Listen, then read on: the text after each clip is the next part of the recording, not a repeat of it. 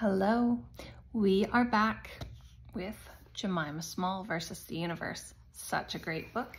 We are presently on chapter 15, labeled Fire.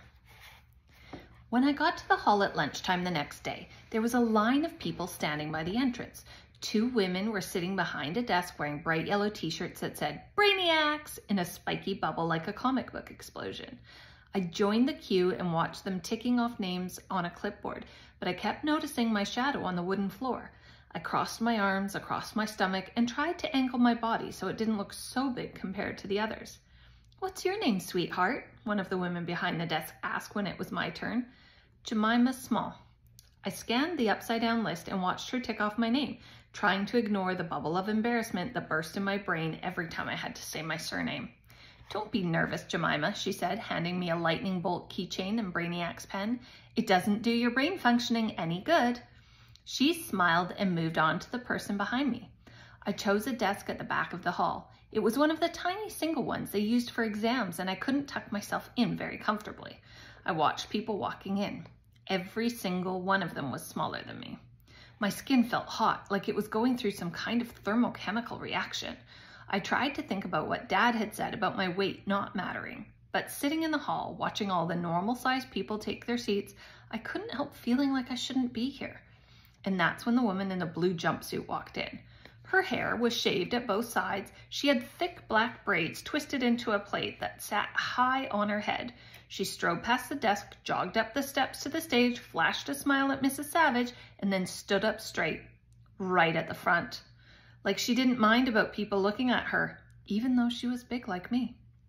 Mrs. Savage handed her a microphone, and she didn't put her arm across her stomach or care that sunlight was streaming through the windows, illuminating her body. It was like she didn't think about it, didn't notice, didn't want to hide. She reminded me of the High Priestess from Luna's tarot cards, massively powerful, massively proud, and kind of the exact person I needed to see right now. The High Priestess card means you should trust your gut instincts. I looked down at the paper in front of me. Brainiacs qualifying test, brainbusters. My stomach lurched, but a tiny voice inside my gut seemed to say, "Jemima Small, if there's one thing in the entire universe you can do, it's brainbusters." "Good afternoon, everyone," the lady in the blue jumpsuit said.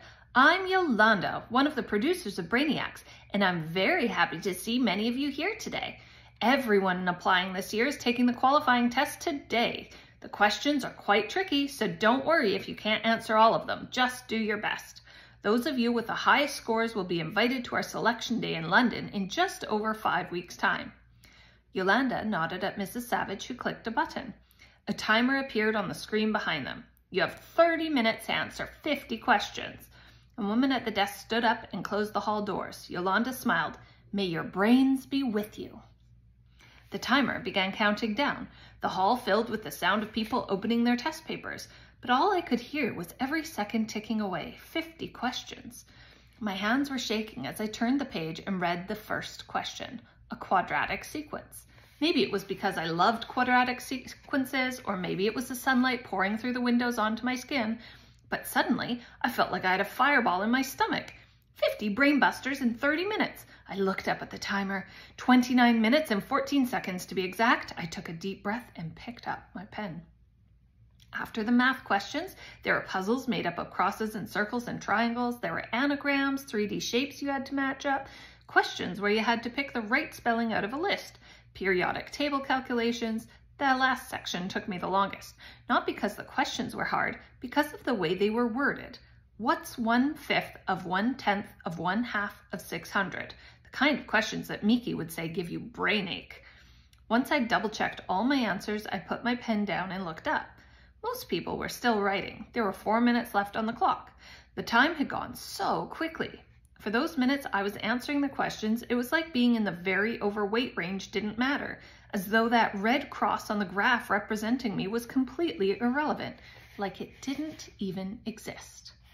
Mrs. Savage caught my eye and smiled. She nudged Yolanda, pointing to something on her clipboard, and said something I couldn't make out. Then they both smiled at me. Mrs. Savage's smile looked less sinister than usual. I didn't have psychic powers, but somehow I knew what Mrs. Savage was thinking.